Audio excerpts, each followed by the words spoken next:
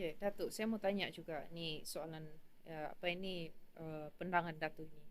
Now, kalau kita mendengar ataupun kita melihat why there's also an argument saying that kenapa Sabah ini lambat dalam proses pembangunan dan tidak macam Sarawak, dan selalu kita samakan Sabah ini macam Sarawak. Now, apa yang membezakan Sabah dengan Sarawak ini? At least in Sarawak dia very stable politics dia. Okay. Macam Datuk katakan awal-awal tadi, kita ini sudah advance sampai PRN 16 sudah, 17 sudah ni kali.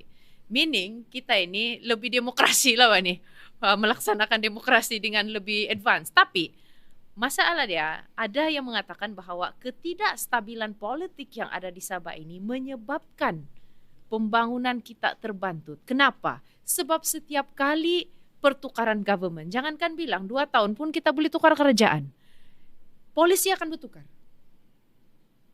Jangan bilang, kontraktor pun akan bertukar. So every every time kerajaan bertukar. No, changing a government, that is democracy.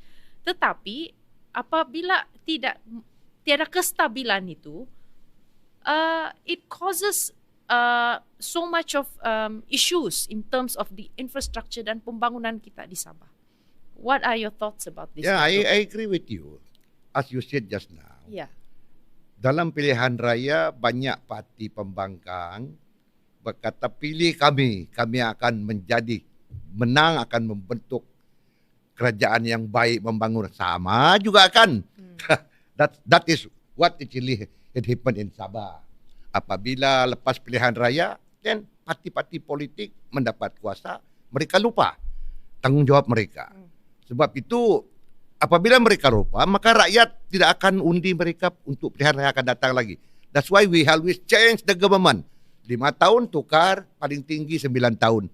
Tukar, macam tukar baju. Jadi apabila kerajaan tidak stabil, disebabkan juga ketidakstabilan itu sebab